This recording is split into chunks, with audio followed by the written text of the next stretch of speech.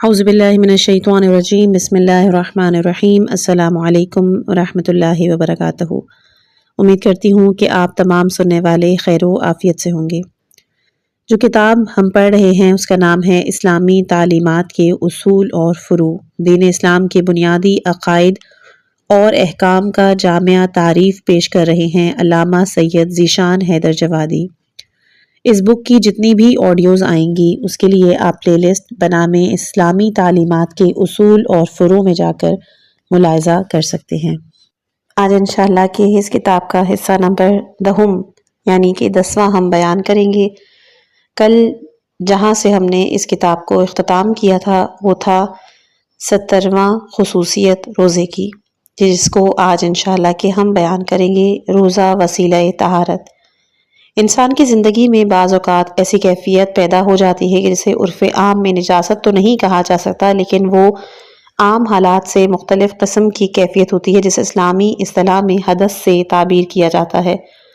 ये कैफ़ियत कभी पेशाब पखाना, रिया और नींद वग़ैरह से पैदा होती है तो इसे हदस असग़र कहा जाता है कि जिसका इज़ाला वज़ू के ज़रिए होता है। और फिर कभी कभी ये कैफ़ियत जनाबत, हैज़, निफास और इस्तिहाज़ा से पैदा होती है कि जिसे हदस अकबर से ताबीर किया जाता है और इसके अज़ाले के लिए वज़ू काफ़ी नहीं बल्कि गुस्ल की ही ज़रूरत होती है।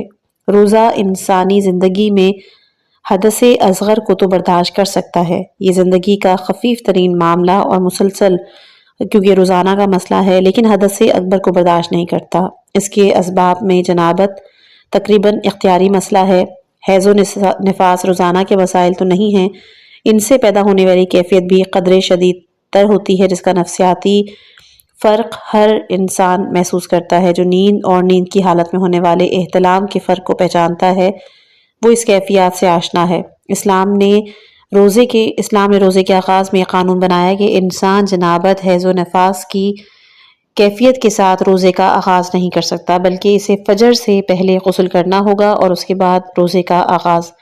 गुस्ल के बग़ैर रोज़ा जायज़ नहीं, जो इस अमर की अलामत है कि रोज़ा इंसानी ज़िंदगी में तत्हीर का अमल भी अंजाम देता है और वो इंसान को तय्यब व ताहिर, पाक व पाकीज़ा भी देखना चाहता है। 18वां है रोज़ा वसीला तत्हीर जज्बात। रोज़े के मुहर्रमात में मुजामअत के अलावा इस्तमना और ख़ुदकारी भी शामिल है, जिस अमल से आम तौर से कोई इंसान बाखबर नहीं होता। इंसान के खाने पीने को दूसरे अफराद देख सकते हैं, इंसान के अमल जमा को कम से कम दूसरा फरीक ज़रूर जानता है, लेकिन ख़ुदकारी एक ऐसा अमल है कि जिससे कोई शख्स भी बाखबर नहीं होता। लिहाजा इंसान खाने पीने और जमा को छोड़ने के बाद भी ख़ुदकारी कर सकता है और उसकी ज़िंदगी पर कोई असर नहीं पड़ता है कि समाज इसे मुक़द्दस और पाकीज़ा किरदार ही तसव्वुर करेगा। उसे अपने हाथों अपनी जवानी बर्बाद करने की सहूलत भी हासिल रहेगी, लेकिन रोज़े ने इस खबासत नफ्स का भी इलाज किया और जमा के साथ इस्तमना को भी हराम कर दिया, बल्कि इसका कफ़ारा भी शदीद तर बना दिया कि अपनी औरत से मुजामअत करने वाले पर एक कफ़ारा वाजिब होगा और इस्तमना करने वाले को 3 कफ़ारे अदा करने होंगे। उसने कानून फितरत की भी मुखालफत की है, आब हयात को ज़ाया भी किया है और जो एक इंसानी वजूद का संगे बुनियाद बन सकता था। और ये सारी शिद्दत इसलिए है कि रोज़े की बरकत से एक पाकीज़गी नफ्स पैदा हो जाए कि इंसान तन्हाइयों में भी खिलाफ शरीयत और खिलाफ दीन फितरत अमल अंजाम न दे सके और ज़िंदगी जलवत और खलवत दोनों मराहिल पर पाक व पाकीज़ा हो। 19वां है रोज़ा तत्हीर ज़बान। यूँ तो रोज़े की हालत में ज़बान के तमाम गलत इस्तेमाल, झूठ, ग़ीबत, बुहतान, गालम गलोच, चुगलखोरी वग़ैरह सभी हराम है, लेकिन एक झूठ ऐसा भी है कि जो रोज़े को बातिल भी कर देता है और वो है खुदा, रसूल और मासूमीन अलैहिमुस्सलाम की तरफ किसी ऐसी बात का मंसूब करना कि जो इन्होंने न फरमाई हो। ये कानून जहाँ इंसान को झूठ से रोकता है, वहाँ तहकीक की दावत भी देता है कि किसकी तरफ बात को मंसूब करने से पहले तहकीक करो, उसने ये बात कही भी है या नहीं कही। 20वां है रोज़ा दावत तिलावत कुरान। परवरदिगार ने रोज़े को इस महीने में वाजिब करार दिया है कि जिस महीने में अपना मुक़द्दस कलाम नाजिल किया। इस तरह एक रोज़ेदार को ये एहसास दिलाया है कि ज़माना अगर सयाम का है तो नुज़ूल कुरान का भी है, तो क्या वजह है कि उसकी एक मुनासिबत को याद रखा जाए और दूसरी मुनासिबत को नज़रअंदाज किया जाए। लिहाजा रोज़ेदार का इखलाकी फ़र्ज़ है कि माह रमज़ान में نازل ہونے والے قرآن کی حق کا بھی احترام کرے اور تمام سال سے زیادہ اس مہینے میں تلاوت قرآن کرے کہ یہ نزول کا زمانہ ہے اور اسی مہینے کی ایک رات میں یہ قرآن نازل ہوا۔ قرآن کریم کی تلاوت جہاں انسان کے اجر و ثواب میں اضافہ کرے گی، وہاں اس کی کردار کو بھی طیب و طاہر بنائے گی۔ قرآن ایمان کے لیے شفا رحمت بن کے نازل ہوا۔ اس کا کام سیدھے راستے کی ہدایت کرنا ہے، انسان کے نفس کو پاکیزہ بنانا ہے۔ اسی طرح متقین کے لیے ہدایت ہے کہ جس طرح روزہ متقی بنانے کا وسیلہ ہے، اور اس طرح جب دونوں اسباب جمع ہوں گے تو پھر انسان منزل تقویٰ سے قریب تر ہو جائے گا۔ ایک قصہ ہے روزہ، دعوت، توبہ و استغفار۔ روزہ اپنے احکام و قوانین کے اعتبار سے ایک طرف تطہیر جذبات اور تزکیہ نفس کی دعوت دیتا ہے، اور دوسری طرف ماضی کی غلطیوں کے سلسلے میں احساس کو شدید تر بنا دیتا ہے، اور انسان بار بار یہ خیال کرتا ہے کہ اگر ماضی کی خطاؤں کا ازالہ نہ ہوا، ان غلطیوں کی بخشش اور معافی کا بندوبست نہ کیا گیا، تو پھر صرف مستقبل کا پاکیزہ کردار کیا کر سکتا ہے۔ اور اس طرح نفس کے اندر خود بخود توبہ اور استغفار کا جذبہ بیدار ہوتا ہے۔ انسان جس طرح تعمیل احکام سے مستقبل کا انتظام کرتا ہے، اسی طرح توبہ و استغفار سے ماضی کا بھی علاج کر لیتا ہے۔ توبہ و استغفار انسانی زندگی کی وہ عظیم ترین دولت ہے کہ جس کے آثار دنیا میں بھی نظر آتے ہیں اور آخرت میں بھی۔ جناب نوح علیہ السلام نے اپنی قوم سے صرف استغفار پر تمام نعمات دنیا کا وعدہ کر لیا تھا کہ استغفار سے بارش بھی ہو سکتی ہے، سبزہ بھی لہلہا سکتا ہے، اولاد بھی ہو سکتی ہے، مال بھی فراہم ہو سکتا ہے، اور آخرت میں خطائیں بھی معاف ہو سکتی ہیں۔ استغفار مالک کے مقابلے میں اپنی کمتری کا احساس ہے۔ یہ انسانی زندگی کی بہت بڑی دولت ہے کہ جو متکبرین اور مستکبرین کو حاصل نہیں۔ ان سے تمام نااہل، غافل اور بے معرفت افراد محروم رہتے ہیں۔ استغفار کی لذت سے وہی افراد آشنا ہیں کہ جن کی نگاہ میں اپنی نیستی اور مالک کی ہستی ہوتی ہے، جنہیں یہ احساس رہتا ہے کہ ہم تو کچھ نہیں، اور اگر کچھ ہیں تو وہ صرف مالک کے کرم کا نتیجہ۔ اس طرح ان کے استغفار میں اضافہ ہوتا جاتا ہے، اور ان کا استغفار گناہوں کا انتظار نہیں کرتا۔ گناہوں کے بعد استغفار کا پہلا محرک گناہوں کا خیال ہوتا ہے، اس کے بعد مالک کا خیال۔ لیکن گناہوں کے بغیر استغفار صرف مالک کی عظمت اور بزرگی کے احساس کا نتیجہ ہوتا ہے۔ اس سے بلندتر کوئی انسان نہیں کہ جس کے ذہن میں گناہ کے بجائے مالک کی عظمت کا احساس رہے، اور وہ اسی احساس کی بنیاد پر توبہ و استغفار کرتا رہے۔ پھر مالک اسی استغفار کی برکت سے دنیا کو اپنے فیوز اور برکات سے نواز دے، اور اسے حق کے شفاعت بھی دے کہ اگر وہ خود گنہگار نہیں ہے تو گنہگار کو بخشنے کی سفارش کر سکتا ہے، اور اس کی سفارش قابل سماعت ہوگی۔ اس نے گناہ کے بغیر توبہ و استغفار کا سلسلہ قائم رکھا ہے، مسلسل اپنے مالک کی عظمت و جلالت کو نگاہ میں رکھا ہے۔ 22ویں خصوصیت ہے روزہ وسیلہ اطعام۔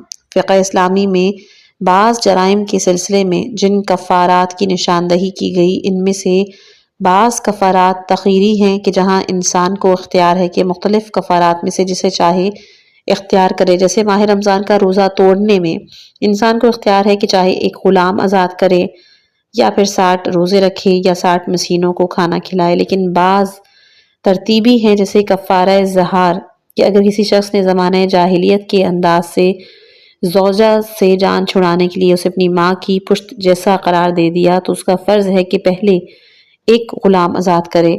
اگر ممکن نہ ہو تو پھر 60 روزے رکھے، اور یہ بھی ممکن نہ ہو تو پھر 60 مسکینوں کو کھانا کھلائے۔ کہ یہاں اطعام کا مرتبہ سیام کے بعد ہے، اور گویا کہ یہ سیام کا بدل ہے۔ یہ علامت ہے کہ اسلام میں روزے کا کوئی بدل ہے تو وہ اطعام۔ اسی طرح روزے کا غیر ممکن ہو جانا فقیروں کے اطعام کا سہارا بن جاتا ہے۔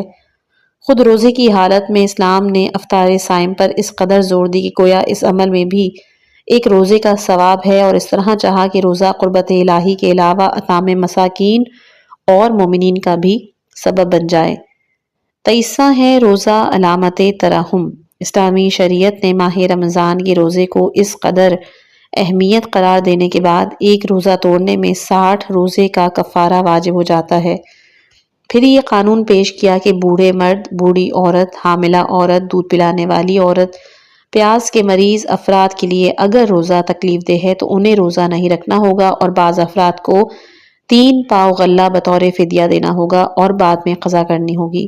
بعض افراد کے لیے فدیہ یا قضا بھی نہیں ہے کہ جو اس بات کی علامت ہے کہ روزہ انسانی حالات پر ترحم کی نشانی ہے، اور روزے کے احکام انسان کو یاد دلانا چاہتے ہیں کہ تمہارا پروردگار تمہارے حال پر کس قدر مہربان ہے، تمہاری کمزوری پر رحم کھا کر اپنے قانون کو پیچھے ہٹا لیا ہے، یہ گوارا نہیں کیا کہ صرف اپنی حاکمیت کے اظہار کے لیے تمہیں مصیبت میں مبتلا کرے۔ اسے تمہارے روزے سے کوئی فائدہ نہیں، جو فائدہ ہے وہ تمہارے ہی لیے ہے، کسی اور کو نہیں۔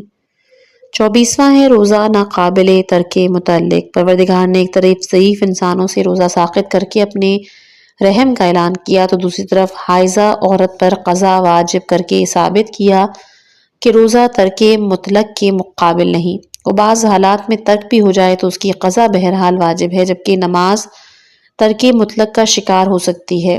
حائضہ عورت کو ایام حیض کی نمازوں کی قضا نہیں، حالانکہ عام تصور یہی ہے کہ نماز کی اہمیت روزے سے زیادہ ہے۔ اسلامی احکام سے بھی اس طرح کے تصورات کا اندازہ ہوتا ہے کہ اس نے فروع دین میں اول نماز کو رکھا ہے اور بعد میں روزے کا درجہ قرار دیا ہے۔ 25واں ہے روزہ غیر مخل۔ حائضہ عورت کی نماز اور اس کے روزے کے اس تفرقے کی وضاحت کرتے ہوئے کہ اس پر نماز کی قضا واجب نہیں لیکن روزے کی قضا واجب ہے۔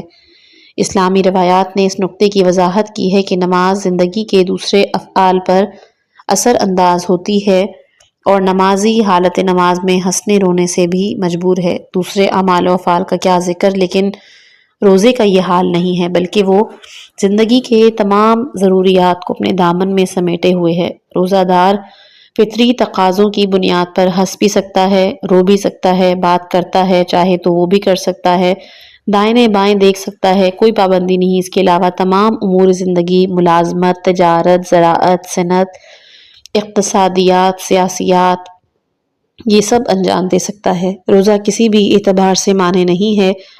روزہ اگر کھانے پینے یا مجامعت کرنے سے روک دیتا ہے تو یہ بھی تہذیب نفس کے علاوہ وقت کی آزادی ہے کہ انسان اس وقت کو دوسرے اہم کاموں میں صرف کر سکتا ہے، ورنہ روزے کی حالت میں کھانا پکانے پر بھی کوئی پابندی نہیں ہے، جو روزے کی وسعت دامانی کی بہترین علامت ہے کہ جس سے اس کی اہمیت کا بھی بخوبی اندازہ کیا جا سکتا ہے۔ اگلا ہے زکوٰۃ۔ عربی زبان کے اعتبار سے لفظ زکوٰۃ 2 معنوں میں استعمال ہوتا ہے، پاکیزگی اور نمو۔ اسلام نے اس لفظ کو ہر اس کار خیر کے لیے اختیار کیا ہے کہ جس کا تعلق مالیات سے ہو، اور اس کے بعد اس کار خیر کو 2 حصوں پہ تقسیم کیا، واجب اور مستحب۔ واجب زکوٰۃ 9 چیزوں پہ ہے، جس کی تمام قسم کے سکوں میں سے صرف سونے چاندی کے سکوں کا انتخاب، تمام قسم کے غلوں میں سے صرف گندم، جو، کشمش اور کھجور کا انتخاب، اور تمام قسم کے جانوروں میں سے صرف اونٹ، گائے، بھیڑ، بکری کا انتخاب کیا گیا ہے۔ اس انتخاب کا راز عرب کے حالات ہیں یا عالمی مسائل، اس کا علم صرف پروردگار کو ہے کہ جس نے اس قانون کو بنایا، پھر اس راز سے اپنے نمائندوں کو باخبر کیا، ورنہ تشریع کے معاملے میں نہ کسی کی رائے کا کوئی دخل ہے، نہ کسی کو دریافت کرنے کا حق۔ زکوٰۃ کے واجب ہونے کے بعد عام طور پر سنتی کار خیر کو صدقے سے تعبیر کیا جانے لگا اور واجب زکوٰۃ کو زکوٰۃ کہا جانے لگا، ورنہ قرآن میں اس کے خلاف قدیمی استعمال کی مثالیں بھی موجود ہیں۔ زکوٰۃ کا مصرف بیان کرنے کے لیے لفظ انما الصدقات استعمال ہوا کہ جس کی یہ توجہ کی گئی ہے کہ یہ صرف زکوٰۃ واجب کا مصرف نہیں بلکہ تمام مالی کار خیر کا مصرف۔ یہی 8 موارد ہیں کہ جہاں عام طور سے مال کو صرف ہونا چاہیے، اگرچہ کہ اس کے علاوہ صلہ رحم وغیرہ بھی مالی خیرات کے موارد میں شامل ہے۔ صدقات کو زکوٰۃ کے معنی میں استعمال کرنے کے بعد قرآن مجید نے لفظ زکوٰۃ کو صدقات کے معنی میں بھی استعمال کیا ہے، جیسا کہ آیہ ولایت میں یؤتون الزکوٰۃ کہا گیا ہے، جبکہ وہاں نصاب زکوٰۃ میں سے کوئی مال نہیں تھا کہ جو سائل کو دیا جاتا، اور جو انگوٹھی دی گئی تھی اس کا زکوٰۃ واجب یا مستحب سے کوئی تعلق نہیں تھا، لیکن قرآن مجید نے اسے لفظ زکوٰۃ سے ہی تعبیر کیا۔ زکوٰۃ کی اہمیت کے لیے یہی کافی ہے کہ اس کا تذکرہ قرآن مجید میں 32 مقامات پر ہوا اور اکثر مقامات پر نماز کے ساتھ ہوا۔ یہ اور بات ہے کہ بعض مقامات پر نماز کے بغیر بھی ہوا ہے، تاکہ اس کی استقلالی حیثیت برقرار رہے اور یہ ثابت کی جا سکے کہ زکوٰۃ کا اپنا ایک اثر ہے اور تمام اثرات کا تعلق صلاۃ و زکوٰۃ کے مجموعے سے نہیں۔ سورہ اعراف آیت نمبر 156 میں رحمت الہی کا حقدار ان لوگوں کو قرار دیا کہ جو متقی ہیں، زکوٰۃ ادا کرتے ہیں، آیات الہی پر ایمان رکھتے ہیں۔ اس مقام پر نماز کا کوئی ذکر نہیں۔ سورہ فصلت میں اس کے برعکس مضمون کا اعلان ہے کہ ویل ان مشرکوں کے لیے کہ جو زکوٰۃ ادا نہیں کرتے اور آخرت کے منکر ہیں۔ یہاں بھی نماز کا ذکر نہیں۔ نماز بلا زکوٰۃ کی مثالیں قرآن مجید میں بہت ہیں، لیکن عام طور سے مقام حکم میں دونوں کو ایک ساتھ رکھا گیا ہے، علاوہ اس کے کہ زکوٰۃ کا امکان ہی نہ ہو یا نتیجہ زکوٰۃ کا انتظار نہ کر سکے۔ مثال کے طور پر جناب لقمان نے اپنے فرزند کو نصیحت کی، نیکیوں کا حکم دو، نماز قائم کرو، مصائب پہ صبر کرو کہ یہ مستحکم امور کی نشانی ہے۔ اس مقام پر بھی زکوٰۃ کا ذکر نہیں۔ غالباً اس کا راز یہ ہے کہ نماز غربت میں بھی ادا کی جا سکتی ہے، جبکہ زکوٰۃ کا ادا کرنا اس وقت تک ممکن نہیں جب تک انسان صاحب مال و ثروت نہ ہو، اور لقمان اپنی وصیت کو ایسے حالات کے ساتھ مخصوص نہیں کرنا چاہتے کہ جہاں دولت اور ثروت کا وجود پایا جاتا ہو، اس لیے لفظ زکوٰۃ کو نکال دیا اور صرف نماز کا تذکرہ کیا۔ امتیاز زکوٰۃ۔ قرآن اور حدیث کے معاملے سے اندازہ ہوتا ہے کہ دین اسلام نے مسئلہ زکوٰۃ کو بے حد اہمیت دی اور اس کے بے شمار خصوصیات اور امتیازات کی طرف اشارہ کیا ہے کہ جن میں سے سردست صرف 25 خصوصیات کی طرف اشارہ کیا جا رہا ہے اور باقی امتیاز کا اندازہ مطالعہ کرنے والے حضرات خود کر سکتے ہیں۔ پہلی خصوصیت ہے زکوٰۃ تزکیہ نفس ہے۔ اسلام نے اپنے اس مال کار خیر کو زکوٰۃ کا نام اس لیے دیا کہ یہ انسان کو حب دنیا سے پاک بنانے کا ایک بہترین ذریعہ ہے۔ انسان کی تباہی کا سب سے بڑا راز حب دنیا ہے اور دنیا کے وہ خواہشات کہ جو انسان کو تباہی کی گھاٹ اتار دیتے ہیں، ان میں سے ایک مال دنیا بھی ہے کہ جس کی طرف خود قرآن مجید نے اشارہ کیا۔ لہٰذا اسلام نے چاہا کہ انسان سے وقتاً فوقتاً مال کو الگ کرا دیا جائے، اسے غریبوں کی جیب تک پہنچا دیا جائے تاکہ انسان حب دنیا سے مقابلہ کرنے کی تربیت حاصل کرے اور اسے اندازہ ہوتا رہے کہ مال کا جیب میں ہونا فضیلت اور کمال کی نشانی نہیں ہے۔ یہ جس طرح ایک دن امیر کے قبضے میں رہ سکتا ہے، ویسے ہی دوسرے دن فقیر کی جیب میں بھی جا سکتا ہے۔ اس طرح نفس انسانی کو اس غرور سے بھی نجات ملے گی کہ جو انسان کو شیطانیت کی منزل تک پہنچا سکتا ہے۔ زکوٰۃ کے تزکیہ نفس ہونے کی طرف اشارہ سورہ توبہ آیت نمبر 103 میں بھی ہے کہ جہاں صدقے کو طہارت مال اور تزکیہ نفس کا ذریعہ قرار دیا، اور سورہ اعلیٰ میں بھی ہے کہ جہاں پر تزکیہ زکوٰۃ ادا کرنے ہی کے معنی میں استعمال ہوا ہے۔ دوسری خصوصیت ہے زکوٰۃ حفاظت مال ہے۔ سورہ بقرہ آیت 110 میں ارشاد ہے، نماز قائم کرو، زکوٰۃ ادا کرو، اور تم جو مال بھی بیچ چکے ہو اسے خدا کی بارگاہ میں پالو گے۔ اس میں اجر و ثواب کا ذکر نہیں ہے بلکہ خود مال کے پالنے کا تذکرہ ہے کہ جو اس بات کی طرف اشارہ ہے کہ اگر مال کو محفوظ رکھنا ہے اور اسے کارآمد بنانا ہے تو اس کی جگہ گھر کا صندوق، تجوری یا بینک نہیں، بہترین جگہ بارگاہ احادیث ہے کہ جہاں مال زکوٰۃ جا کر ہمیشہ کے لیے محفوظ ہوتا ہے اور انسان جب بھی۔ تیسری خصوصیت ہے کہ زکوٰۃ حفاظت اجر ہے۔ سورہ بقرہ آیت نمبر 177 میں ارشاد ہوتا ہے کہ جن لوگوں نے ایمان اور عمل صالح کا راستہ اختیار کیا، نماز قائم کی، زکوٰۃ ادا کی، ان کے لیے پروردگار کی بارگاہ میں اجر بھی ہے اور ان کے لیے کوئی خوف اور حزن بھی نہیں۔ اس آیہ کریمہ سے صاف واضح ہو جاتا ہے کہ راہ خدا میں مال دینے سے صرف مال ہی محفوظ نہیں ہوتا بلکہ پروردگار اس عطا پر ثواب بھی عنایت کرتا ہے۔ ثواب کا سب سے اہم حصہ یہ کہ خوف اور حزن سے محفوظ کر دیتا ہے۔ یاد رہے کہ خوف ماضی کے حالات سے پیدا ہونے والے اضطرار کو کہا جاتا ہے اور حزن مستقبل کی فکر میں پیدا ہونے والی پریشانی کا نام۔ زکوٰۃ انسان کو دونوں سے نجات دلاتی ہے۔ اس طرح انسان 3 طرح کی نعمتیں بیک وقت حاصل کر لیتا ہے، مال بھی محفوظ، اجر و ثواب بھی محفوظ اور خود انسان بھی محفوظ ہو جاتا ہے۔ چوتھا ہے زکوٰۃ باعث اجر اہل کتاب میں واقعی صاحبان علم اور مومنین کی شان یہ ہے کہ وہ پیغمبر اور ان سے پہلے نازل ہونے والی تمام باتوں پر ایمان رکھتے ہیں، نماز قائم کرتے ہیں، زکوٰۃ ادا کرنے والے ہیں، خدا اور آخرت پر ایمان رکھنے والے ہیں، اور ہم انہیں عنقریب اجر عظیم عنایت کریں گے۔ سورہ نساء آیت نمبر 162۔ آیہ کریمہ نے یہ صاف واضح کیا کہ زکوٰۃ میں فقط اجر و ثواب ہی نہیں بلکہ اجر عظیم ہے۔ ظاہر ہے کہ لفظ عظیم جب پروردگار کی زبان سے استعمال ہوتا ہے تو اس کی عظمت کا اندازہ کرنا ناممکن ہو جاتا ہے۔ اس نے ساری دنیا کے سرمائے کو قلیل قرار دیا تو اس کی بارگاہ میں عظیم قرار پانے والی نعمت کی عظمت کا اندازہ کرنا یقیناً ناممکن ہے۔ بہرحال اتنا ضرور محسوس ہوتا ہے کہ نماز کی چند رکعتیں اور زکوٰۃ کے چند سکے انسان کو اس منزل پر پہنچا دیتے ہیں کہ جہاں خدائے عظیم اجر عظیم کا وعدہ کرتا ہے، اور اس وعدے کو زمانہ قریب کے انداز سے بیان کرتا ہے تاکہ کسی طرح کا شک اور شبہ نہ پیدا ہو سکے۔ پانچواں ہے زکوٰۃ کفارہ گناہ۔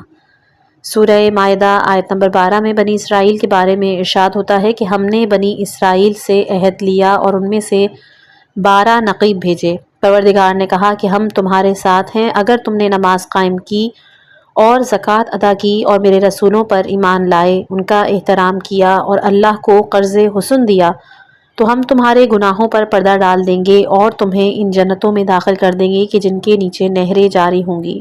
آیہ کریمہ سے یہ صاف ظاہر ہوتا ہے کہ جن اعمال کو گناہوں کا کفارہ اور بخشش کا ذریعہ قرار دیا گیا ہے، ان میں سے ایک زکوٰۃ کی ادائیگی بھی ہے کہ جس سے حق العباد کا معاملہ صاف ہو جاتا ہے، جس طرح کہ نماز سے حق اللہ کی ادائیگی ہو جاتی ہے۔ دوسری بات یہ ہے کہ آیت میں نماز اور زکوٰۃ کو ایمان بالرسل کے مقابلے میں ذکر کیا گیا ہے، گویا ان دونوں اعمال کا احکام کی دنیا میں وہی مرتبہ ہے کہ جو ایمان اور احترام مرسلین کا عقائد کی دنیا میں ہے، اور یہ فضیلت کے اظہار کا عظیم ترین اسلوب اور لہجہ ہے۔ چھٹی خصوصیت ہے زکوٰۃ بنیاد ولایت۔ اس سورہ مائدہ کی آیت 55 آیہ ولایت ہے کہ جس میں صاف اعلان ہے کہ ایمان والوں تمہارا ولی اللہ، اس کا رسول اور وہ صاحبان ایمان ہے کہ جو نماز قائم کرتے ہیں اور حالت رکوع میں زکوٰۃ دیتے ہیں۔ علماء اصول کا بیان ہے کہ جب کسی کلام میں مختلف امور کے ساتھ کسی حکم کا تذکرہ کیا جاتا ہے تو سب سے زیادہ اہمیت آخری امر کی ہوتی ہے کہ جس کے بغیر حکم مکمل نہیں ہوتا۔ خدا، رسول صلی اللہ علیہ وآلہ وسلم اور علی علیہ السلام تینوں کی ولایت کا ذکر ہے، لیکن علی علیہ السلام کی ولایت کا آخر میں تذکرہ اشارہ ہے کہ اصل اعلان ولایت علی کا ہے، اور ولایت خدا اور رسول کا تذکرہ صرف تمہید ہے کہ جس سے عظمت ولایت کا اظہار کیا گیا۔ جس طرح کہ مولا علی علیہ السلام کے کردار میں ایمان، نماز اور زکوٰۃ 3 باتوں کا حوالہ دیا گیا ہے، لیکن آخر میں حالت رکوع میں زکوٰۃ دینے ہی کا تذکرہ ہے، جس سے ظاہر ہوتا ہے کہ ولایت میں جس قدر دخل زکوٰۃ کا ہے اس قدر ایمان اور نماز کا نہیں ہے، یا دوسرے الفاظ میں ایمان اور نماز کا سلسلہ تو روز اول سے قائم ہے لیکن ولایت کا اعلان نہیں ہوا۔ ولایت کا اعلان اسی وقت ہوا کہ جب ان دونوں کے ساتھ حالت رکوع کی زکوٰۃ شامل ہوئی۔ نمازی نے سائل کے سوال کو پورا کر کے مسجد رسول صلی اللہ علیہ وآلہ وسلم، خانہ خدا اور بندگان خدا سب کے وقار کو محفوظ کیا، ورنہ سائل یہی شکایت لے کر جا رہا تھا کہ اللہ کا گھر تھا، رسول کی مسجد تھی، نمازیوں کا اجتماع، لیکن کوئی ایک سائل کے سوال کا پورا کرنے والا نہیں تھا۔ ساتواں زکوٰۃ موجب رحمت۔ پروردگار عالم رحمان رحیم اور ارحم الراحمین ہے، اس کی رحمت کا دائرہ کل کائنات کو شامل ہے، لیکن جب جناب موسیٰ 70 افراد کو لے کر منزل معین پر میقات الہی کے لیے حاضر ہوئے، سب کو ایک جھٹکا لگا تو سب نے دعا کے لیے ہاتھ اٹھائے، خدایا ہمیں دنیا اور آخرت دونوں میں نیکی عنایت کرنا کہ ہم تیری ہی بارگاہ میں حاضر ہوئے۔ ارشاد ہوا کہ ہم جس پر چاہیں گے عذاب کریں گے، اور ہماری رحمت تو تمام اشیاء کو شامل ہے، ہم اسے ان لوگوں کے واسطے لکھ دیتے ہیں کہ جو متقی ہیں، زکوٰۃ ادا کرتے ہیں اور ہماری آیات پر ایمان رکھتے ہیں۔ سورہ اعراف آیت نمبر 156۔ اس مقام پر اسلام کے اہم ترین عمل نماز کا ذکر نہیں لیکن زکوٰۃ کا تذکرہ ہے، کہ جو اس بات کی علامت ہے کہ رحمت الہی کے مخصوص استحقاق میں جو بھی درجہ زکوٰۃ کا ہے وہ کسی عمل کا نہیں۔ شاید اس کا ایک راز یہ بھی ہو کہ زکوٰۃ خود بھی غریبوں کے حال پر رحم کھانے کا ایک مرقع ہے۔ انسان جب تک ترحم کے اعلیٰ درجے تک نہیں پہنچ جاتا اس وقت تک جیب سے مال نکالنے کا ارادہ نہیں کرتا۔ برخلاف اس کے نماز ہر شخص ادا کر سکتا ہے، اس میں کسی بھی جذبہ ترحم کا کام نہیں۔ گویا رب العالمین نے مشہور مقولہ ارحم ترحم کی بنیاد کی طرف اشارہ کیا کہ قابل رحم وہی انسان ہوتا ہے کہ جو دوسروں کے حال پر مہربان ہوتا ہے۔ 8ویں خصوصیت ہے زکوٰۃ موجب رہائی مشرکین کی بدعہدی کے بعد۔ یہ سورہ توبہ آیت نمبر 5 میں ہے کہ مشرکین کی بدعہدی کے بعد جب اسلام نے معاہدے کو توڑ دیا تو پھر یہ اعلان کیا کہ محترم مہینوں میں کسی پر ہاتھ نہیں اٹھایا جا سکتا۔ اس کے بعد جب محترم مہینے گزر جائیں تو مشرکین جہاں بھی مل جائیں انہیں قتل کر دو اور گرفتار کر لو، جا بجا ان کی طاق میں رہو۔ اس کے بعد اگر وہ توبہ کریں، نماز قائم کریں، زکوٰۃ ادا کریں تو انہیں آزاد کر دو کہ اللہ غفور بھی ہے اور رحیم بھی۔ آیت شریفہ سے صاف واضح ہو جاتا ہے کہ مشرکین کی توبہ بھی صرف لفظی توبہ اور استغفار نہیں ہے، بلکہ اس کے ساتھ عمل ضروری ہے، اور عمل کی منزل میں نماز کے ساتھ زکوٰۃ ضروری ہے، اس کے بغیر انہیں آزاد نہیں کیا جا سکتا۔ یہ بھی گزشتہ نقطہ ہی کی طرف ایک اشارہ ہے کہ اگر وہ غریب بندگان خدا پر رحم نہیں کر سکتے ہیں تو پھر پروردگار بھی ان پر رحم کرنے والا نہیں، اور یہی وجہ ہے کہ اس نے معافی کی منزل میں اپنے غفور و رحیم ہونے کا حوالہ دیا ہے کہ انسان پہلے اپنی مہربانی کا اظہار کرے، اس کے بعد پروردگار دوہرا اجر عنایت کرے گا۔ غفور ہونے کے اعتبار سے قدیم عہد شکنی کو معاف کر دے گا اور رحیم ہونے کے اعتبار سے آزادی عنایت کر دے گا۔ کھلی ہوئی بات ہے کہ جب اسلام میں مشرکین کی توبہ نماز اور زکوٰۃ کے بغیر قبول نہیں ہو سکتی تو پھر مسلمان کی توبہ ان مقدس اعمال اور فرائض کے بغیر کیسے قبول ہوگی؟ 9واں ہے زکوٰۃ بنیاد اخوت۔ سورہ توبہ کی آیت نمبر 11 میں اعلان ہوتا ہے کہ یہ مشرکین اگر توبہ کر لیں اور نماز قائم کریں اور زکوٰۃ ادا کر دیں تو دین میں تمہارے بھائی ہیں۔ اسلام کی فراغ دلی یہ ہے کہ وہ کل کے مشرکین کو آج کا برادر بنانے کے لیے تیار ہے، لیکن شرط یہ ہے کہ توبہ کریں، نماز قائم کریں اور زکوٰۃ ادا کریں، جس سے صاف ظاہر ہوتا ہے کہ اسلامی برادری میں وہی شخص شامل ہو سکتا ہے کہ جو نماز قائم کر کے اللہ کے حق کی بندگی کو ادا کرے اور زکوٰۃ دے کر بندوں کے حقوق سے عہد برا ہو۔ اس کے بغیر کوئی انسان اسلامی برادری میں شامل ہونے کے قابل نہیں، چاہے اس کا شمار مسلمانوں کی کسی بھی برادری میں ہوتا ہو۔ 10واں ہے زکوٰۃ وصیت پروردگار۔ پروردگار نے اپنے اپنے احکام کے لیے مختلف لہجے اور انداز اختیار کیے، بعض احکام کو بشکل امر و حکم بیان کیا، بعض میں قضاوت کا لہجہ اختیار کیا، بعض بشکل خبر بیان کیا اور بعض کو وصیت و نصیحت۔ ظاہر ہے ان میں ہر لہجے کا اپنا ایک اثر ہے، اسے اسی مورد کی مناسبت سے اختیار کیا گیا ہے۔ مسئلہ جذبات و احساسات سے تعلق رکھتا ہو تو نصیحت سے بہتر کوئی لہجہ نہیں ہو سکتا۔ اسی لیے جناب عیسیٰ نے حضرت مریم کی عصمت کی گواہی دینے کے لیے گہوارے میں کلام کیا تو اپنی ابدیت نبوت کتاب کا اعلان کرنے کے بعد یہ اظہار کیا، سورہ مریم آیت نمبر 31، کہ میرا پروردگار میرے حال پر بے حد مہربان ہے، چنانچہ اس نے مجھے نماز و زکوٰۃ کی وصیت اور نصیحت کی۔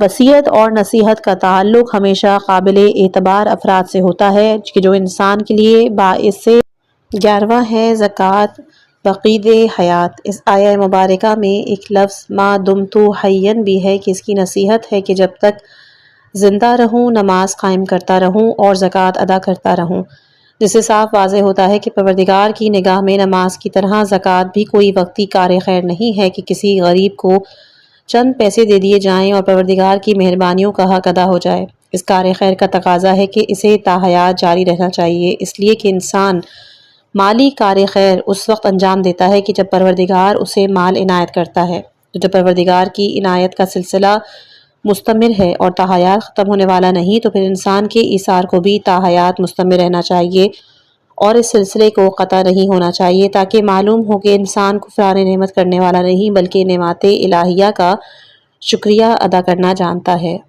12واں ہے زکوٰۃ باعث عظمت کردار۔ سورہ مریم آیت 55 میں جناب اسماعیل کے تذکرے کے ذیل میں ہے کہ وہ صادق الوعد رسول اور نبی تھے۔ ارشاد ہوتا ہے کہ وہ اپنے اہل کو نماز و زکوٰۃ کا حکم دیتے تھے اور خدا کی بارگاہ میں پسندیدہ شخصیت کے مالک تھے۔ صاف ظاہر ہوتا ہے کہ زکوٰۃ کا حکم دینا رسالت اور نبوت کے شایان شان اور انسانی شخصیت کے پسندیدہ ہونے کے لوازمین میں شامل ہے، اور اس کے بغیر کوئی بھی شخص بارگاہ الہی میں پسندیدہ شخصیت کا مالک نہیں ہو سکتا۔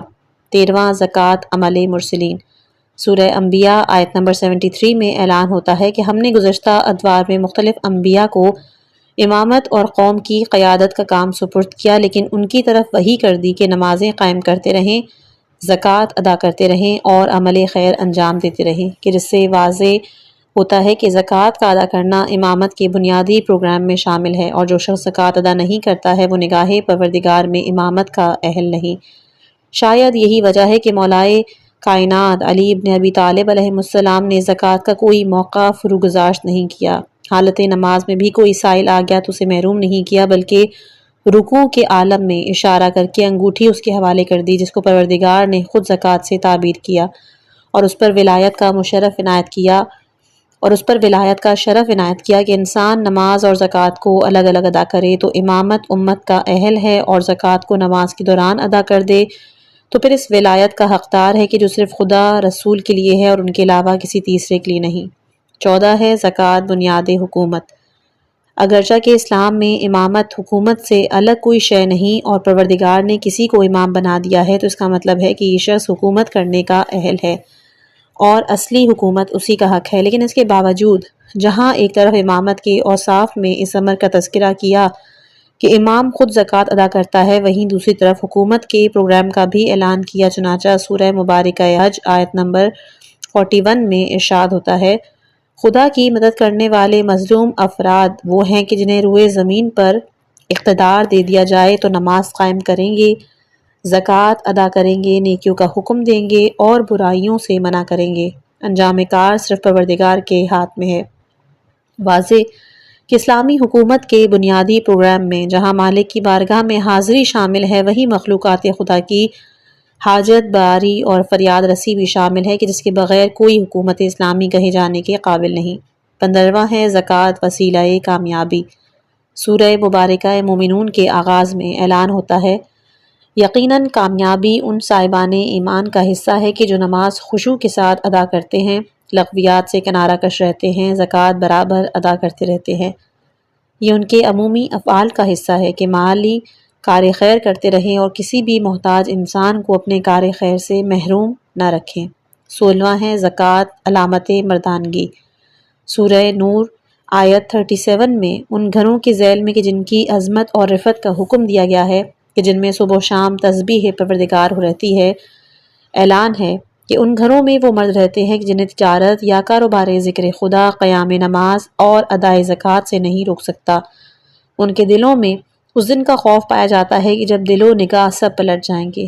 یعنی صاف انداز میں بیان ہے کہ مردانگی صرف میدان جہاد میں تلوار چلانے میں نہیں، بلکہ نفس کے مقابلے میں قیام کر کے اسے حب دنیا کے جذبے سے نکال لینا، اس کے اندر حب مال کی افریت کو ذبح کر دینا ہی جہاد اکبر ہے اور مردانگی کی سب سے بڑی علامت ہے۔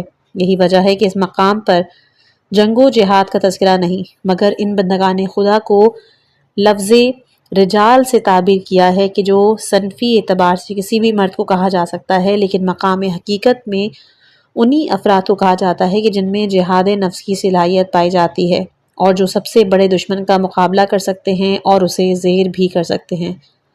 17ویں خصوصیت ہے زکوٰۃ وجہ۔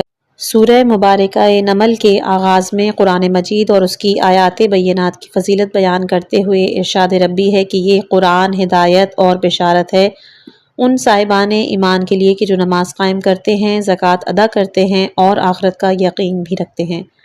اس بیان سے صاف واضح ہو جاتا ہے کہ انسان کو قرآنی ہدایت سے فائدہ اٹھانا ہے اور اسے اپنے واسطے بشارت قرار دینا ہے، تو اسے نماز بھی قائم کرنا ہوگی اور زکوٰۃ بھی ادا کرنی ہوگی۔ نماز زکوٰۃ کے بغیر قرآنی ہدایت سے استفادہ کرنا ناممکن ہے اور وہ انسان کے لیے بشارت بھی نہیں بن سکتا۔ 18ویں صفت زکوٰۃ اضافہ خیرات۔ سورہ روم آیت نمبر 39 میں ارشاد ربی ہے کہ سود کا مال بظاہر اضافہ مال کا سبب بنتا ہے، حالانکہ خدا کے ہاں کسی طرح کا اضافہ نہیں، اور زکوٰۃ کی ادائیگی بظاہر نقصان مال کا سبب ہے، لیکن حقیقتاً اس سے مال دگنا چگنا ہو جاتا ہے اور مال ادا کرنے والا کسی بھی خسارے سے دوچار نہیں ہوتا۔ شرط صرف یہ ہے کہ زکوٰۃ وجہ اللہ ادا کی جائے اور کسی طرح کی ریاکاری یا مردم ازاری کا جذبہ شامل نہ ہو۔ 19واں ہے زکوٰۃ فریضہ زوجیت پیغمبر صلی اللہ علیہ وآلہ وسلم۔ سورہ احزاب آیت نمبر 33 میں ازواج پیغمبر سے خطاب ہوتا ہے، تمہارے فرائض میں یہ بات شامل ہے کہ اپنے گھروں میں بیٹھی رہو اور جاہلیت اولا جیسا بناؤ سنگھار نہ کرو، نماز قائم کرو، زکوٰۃ ادا کرو اور اللہ اور رسول کی اطاعت کرتی رہو۔ صاف ظاہر ہوتا ہے کہ زکوٰۃ کا ادا کرنا ازواج پیغمبر کے فرائض میں شامل ہے اور زوجیت پیغمبر سے فائدہ اٹھانے کی بنیادی شرط ہے۔ تمام ازدواج کے لیے زکوٰۃ ادا کرنا آسان کام نہیں ہے، لیکن اس کے باوجود خدا نے یہ حکم عام دیا کہ جس سے اندازہ ہوتا ہے کہ کسی نہ کسی مقدار میں مالی کار خیر بہرحال انجام دینا ہے، اور در حقیقت یہ جناب ختیجہ کے کردار کی قدردانی بھی ہے۔ یہ آیہ کریمہ ان کے انتقال کے بعد نازل ہوئی۔ ان کے دور حیات میں اس قسم کے اوامر کی ضرورت نہیں تھی، وہ از خود اس قدر ایثار کرتی تھیں کہ پروردگار نے پیغمبر کو غنی بنانے کے لیے انہی کو پیغمبر اسلام صلی اللہ علیہ وآلہ وسلم کے گھر میں ختیجہ ہی کی دولت نظر آتی تھی۔ 20ویں خصوصیت ہے ترک زکوٰۃ علامت شرک۔ سورہ فصلت کے آغاز میں پیغمبر اسلام صلی اللہ علیہ وآلہ وسلم کو حکم دیا جا رہا ہے کہ آپ یہ کہہ دیں کہ میں تمہارا ہی جیسا ایک بشر ہوں، لیکن میری طرف یہ وحی نازل ہوتی ہے کہ تمہارا خدا ایک ہے، اس کی طرف سیدھا رخ رکھو اور اسی سے استغفار کرتے رہو، اور یاد رکھو کہ ان مشرکین کے لیے ویل ہے کہ جو زکوٰۃ ادا نہیں کرتے ہیں اور قیامت کا انکار کرتے ہیں۔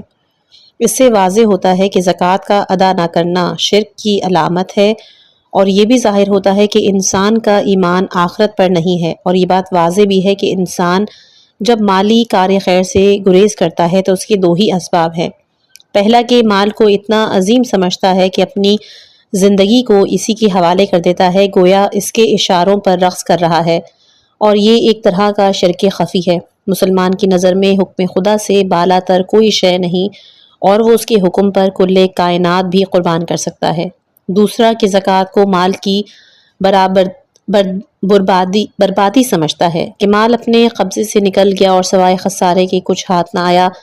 یہ بھی حقیقت آخرت کا ہی انکار ہے کہ جس کے بارے میں بار بار دہرایا گیا ہے کہ انسان جو کچھ دار دنیا میں دے دیتا ہے وہ سب خزانہ الہی میں محفوظ ہو جاتا ہے، اور جیسے ہی اس کی بارگاہ میں پہنچے گا سب اس کے حوالے کر دیا جائے گا اور کسی طرح کی کمی واقع نہیں ہوگی۔ 21ویں ہے زکوٰۃ کفارہ ترک نجوا۔ مالک کائنات نے پہلے مسلمانوں کو حکم دیا کہ جب رسول صلی اللہ علیہ وآلہ وسلم سے راز کی باتیں کرنا ہوں تو پہلے صدقہ دے کر ان کی بارگاہ میں آئیں اور پھر باتیں کریں، اس میں تمہارے لیے خیر ہے اور یہی تمہاری طہارت نفس کا نتیجہ ہے، لیکن اگر تمہارے پاس صدقے کے لیے مال نہیں تو خدا غفور و رحیم بھی ہے۔ اس کے بعد جب صاحبان مال نے بھی صدقہ نہ دیا اور رسول اللہ صلی اللہ علیہ وآلہ وسلم کی خدمت میں حاضری بند کر دی تو قرآن مجید نے اس طرز عمل کی مذمت کی کہ کیا تم لوگ نجوا سے پہلے صدقے دینے سے بھی ڈر گئے؟ خیر اگر ایسا نہیں کیا ہے تو توبہ چاہتے ہو تو نماز قائم کرو، زکوٰۃ دو اور خدا اور رسول کی اطاعت کرو، جس سے صاف ظاہر ہوتا ہے کہ مالی کار خیر بہرحال ضروری ہے اور اس کے بغیر توبہ کی کوئی حیثیت نہیں ہے۔ 22واں ہے زکوٰۃ بدل نماز شب۔ ابتدائی اسلام میں مسلمانوں کو نماز شب کا حکم دیا گیا اور ثلث شب یا نصف شب یا پھر 2 ثلث شب قیام کا مطالبہ کیا گیا، تو یہ بات مسلمانوں کے لیے مشکل ثابت ہوئی کہ شب کا حساب کرنا بھی دشوار تھا اور سفر اور مریض جیسے عوارض بھی تھے۔ بنیادی بات یہ ہے کہ جس ہیبت اسلامی کا مظاہرہ کرنا مقصود تھا وہ ظاہر بھی ہو چکی تھی، لہٰذا پروردگار نے قیام شب کی ذمہ داری کو ختم کیا اور اس کے بدلے بقدر امکان تلاوت قرآن یا نماز رکھ دی، اور اس معانی کو اس امر سے مشروط کیا کہ اصل نماز واجب قائم کرتے رہیں، زکوٰۃ ادا کرتے رہیں، بلکہ خدا کو قرض حسنہ بھی دیتے رہیں کہ اس کار خیر کے بغیر کسی معافی کی کوئی بھی حیثیت نہیں۔ مالی کار خیر انسانی زندگی کا وہ ایک عظیم ترین عمل اور کردار سازی کا بلند ترین وسیلہ ہے کہ جسے کسی حالت میں بھی نظر انداز نہیں کیا جا سکتا۔ 23واں ہے زکوٰۃ علامت دین محکم۔ سورہ بینہ میں ارشاد ربی ہے کہ اہل کتاب پہلے دلیل کے طلبگار تھے، اس کے بعد جب واضح دلیل آئی تو دین سے الگ ہو گئے۔ حالانکہ انہیں صرف اس بات کا حکم دیا گیا تھا کہ اخلاص عمل کے ساتھ پروردگار کی عبادت کریں، نماز قائم کریں، زکوٰۃ دیں، کہ یہی مستحکم دین کی نشانیاں ہیں۔ اس آیہ میں بھی واضح ہے کہ اہل کتاب کو تمام معاملات میں سہولت فراہم کی جا سکتی ہے، لیکن نماز اور زکوٰۃ کے معاملے میں کوئی سہولت نہیں دی جا سکتی کہ یہ مسائل دین کے استحکام کی علامتیں ہیں۔ وہ دین مستحکم ہی نہیں ہو سکتا کہ جس میں خدائے قادر و توانا یا اس کے ضعیف اور کمزور بندوں سے رشتہ ٹوٹ جائے۔ دین کے استحکام کے لیے عبد و معبود دونوں سے رابطہ ضروری ہے اور دونوں کو ان کا حق ادا۔ 24ویں خصوصیت ہے زکوٰۃ قوام معاشرہ۔ کسی معاشرے کے قیام کے لیے چند طرح کے افراد کی نگرانی اور ذمہ داری بہرحال ضروری ہے کہ اس کے بغیر معاشرہ زندہ نہیں رہ سکتا۔ صاحبان حیثیت سارے معاشرے سے بے نیاز ہو کر زندہ رہنا چاہیں تو ان کا زندہ رہنا بھی ممکن نہیں، اور پھر معاشرے کی تشکیل میں صاحبان حیثیت سے زیادہ مفلوق الحال افراد اور رفاہ عام کی پروگرام کا دخل ہوتا ہے۔ معاشرے کی واقعی زندگی کے لیے ضروری ہے کہ فقراء و مساکین کی زندگی کا انتظام کیا جائے، کام کرنے والوں کی حوصلہ افزائی، غیر اقوام کے شرکاؤں کو روکا جائے، مقروض افراد کے قرضوں کو ادا کیا جائے، غلاموں کو آزادی دلوائی جائے، رفاہ عام کے پروگرام بنائے جائیں، غربت زدہ مسافروں کو ان کے وطن تک پہنچایا جائے، اور اسلام نے یہی سارے کام زکوٰۃ کے ذریعے انجام دیے ہیں، جس کا مطلب ہی یہ ہے کہ معاشرے کے قیام میں جس قدر زکوٰۃ کا حصہ ہے کسی دوسرے عمل خیر کا نہیں ہے۔ زکوٰۃ اور صدقات معاشرے کے وجود میں ریڑھ کی ہڈی کی حیثیت رکھتے ہیں کہ جن کے بغیر معاشرے کا قیام ممکن نہیں۔ 25واں ہے زکوٰۃ بہرحال خیر و برکت۔ شریعت اسلام نے اپنے اکثر اعمال میں نمائش کو ممنوع قرار دیا اور اکثر اوقات یہ انداز عمل کے اجر و ثواب کو بھی برباد کر دیتا ہے، لیکن زکوٰۃ و خیرات کی خصوصیت یہ ہے کہ اسے دکھا کر انجام دیا جائے تو بھی بہترین ہے، خاموشی سے کیا جائے تو بھی، بلکہ علل اعلان عمل زیادہ اہمیت رکھتا ہے کہ اس طرح دوسرے افراد میں بھی اس کار خیر کا جذبہ بیدار ہوگا، انہیں بھی التفات کی دولت حاصل ہو جائے گی کہ جو کام خفیہ عمل کے ذریعے نہیں انجام پا سکتا۔ لیکن اس صورتحال میں یہ احتیاط بہرحال ضروری ہے کہ عمل کا انداز واضح اور نمایاں ہو، نیت صرف خدا کے لیے ہو، ورنہ نیت میں غیر خدا کا دخل ہو گیا تو پھر عمل کی کوئی بھی حیثیت نہیں رہ جائے گی اور وہ ریاکاری میں شامل ہو جائے گا کہ جو باعث اجر و ثواب ہونے کے بجائے سبب عذاب بن جائے گا۔ اگلا اسلامی رکن ہے حج بیت اللہ۔ اسلامی عبادتوں میں ایک ایسی عبادت کہ جس میں اسلامی سیاست کے مظاہر و مناظر نہایت ہی نمایاں انداز سے دیکھے جا سکتے ہیں۔ حج بارگاہ الہی کی طرف ایک اجتماعی سفر ہے کہ جس میں بندہ مادی اور معنوی سفر ایک ساتھ شروع کرتا ہے۔ نماز تقرب الہی کا ایک سفر ضرور ہے، لیکن صرف معنوی کہ جس کا انداز لفظ معراج سے ہوتا ہے۔ روزہ بھی ایک معنوی سفر ہے کہ جو نیت قربت کے ذریعے طے کیا جاتا ہے۔ اسلام اس کا قائل ضرور ہے، لیکن نماز کو عبادت الہی اسی وقت تصور کرتا ہے کہ جب اس کا رخ خانہ کعبہ کی طرف ہو اور مادی عنصر کو تسکین کا سامان فراہم ہو جاتا ہے۔ حج بیت اللہ میں یہ دونوں باتیں جمع ہو جاتی ہیں۔ ان کا تلبیہ علامت ہے کہ انسان کسی کی آواز پر لبیک کہتا ہوا قدم آگے بڑھا رہا ہے، اور اس کا مادی سفر مکہ علامت ہے کہ وہ واقعاً خدا کی طرف سفر کر رہا ہے، اور یہی وجہ ہے کہ سفر اللہ کا جو سکون انسان کو سفر حج کے موقع پہ ہوتا ہے وہ نماز کے سفر معراج میں حاصل نہیں ہوتا۔ اس کے بعد بھی سفر کی دو قسمیں ہیں۔ سفر کبھی انفرادی ہوتا ہے، کبھی اجتماعی۔ انفرادی سفر میں زحمت کا احساس زیادہ ہے، لذت احساس کم ہے، لیکن اجتماعی سفر میں زحمت کا احساس تقسیم ہو جاتا ہے یا پھر مٹ بھی جاتا ہے اور لذت کا احساس دگنا چگنا ہو جاتا ہے۔ شریعت اسلام نے اس لذت سفر اللہ کو مزید تر بنانے کے لیے حج کے سفر میں قافلے کا عنوان پیدا کیا۔ سرکار دو عالم صلی اللہ علیہ وآلہ وسلم سے لے کر تمام ذمہ داران اسلام نے ہمیشہ قافلے کے ساتھ سفر حج اختیار کیا تاکہ زحمت سفر لذت سفر پر غالب نہ آنے پائے اور انسان ہر آن یہ محسوس کرے کہ ایک قافلہ بشریت ہے کہ جو بارگاہ الہی کی طرف رواں دواں ہے، ایک اسلامی معاشرہ کہ جو مکمل طور پر پروردگار کی بارگاہ میں حاضر ہونے جا رہا ہے۔ اس طرح حج بیت اللہ کی عبادت کا سلسلہ اسلام کی سیاست سے بھی مل جاتا ہے۔ اجتماعی سفر میں باہمی تعلقات، ایک دوسرے کے حالات کی اطلاع، مسافرانہ زندگی کے مخصوص عنایات انسان کے شامل حال ہو جاتے ہیں، اور یہ وہ فوائد ہے کہ جو زندگی میں حاصل نہیں ہو پاتے۔ اس کے بعد اسلام نے احکام میں بھی قافلے کی رعایت رکھی، بہت سے احکام کو صرف قافلے کی خاطر بدل دیے یا اس میں سہولت پیدا کی تاکہ انسان کو قافلے کی اہمیت کا اندازہ ہو، احساس ہو، اور وہ یہ دیکھے کہ اجتماعی سفر میں کافی شرعی سہولتیں بھی ہیں۔ اس طرح پورے سفر حیات میں اجتماعی سفر کا پروگرام بنائے، جس طرح قدم آگے بڑھے سارے معاشرے کو ساتھ لے کے چلے۔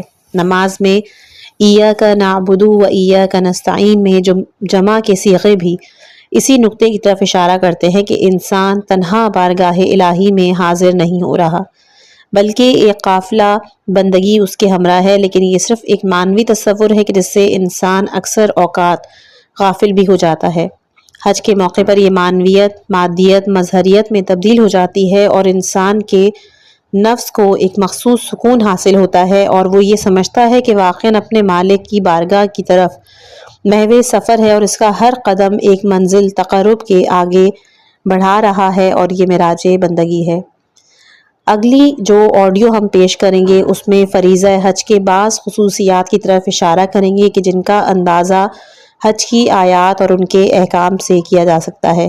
اس آڈیو کو اختتام کرنے سے پہلے میں معذرت چاہوں گی کہ اگر آپ لوگوں کو پیچھے سے کچھ شور سنائی دے رہا ہو، کچھ فیملی کی پرابلمس کی وجہ سے ہو سکتا ہے، بچوں کا شور یا دروازوں کا شور، اس کے لیے میں آپ سے تہہ دل سے معافی چاہوں۔ خداوند متعال سے دعا کرتے ہیں کہ اس کتاب کے مصنف کو جزائے خیر عطا فرمائے اور ہمیں اس کتاب سے عمل کی توفیق نصیب فرما۔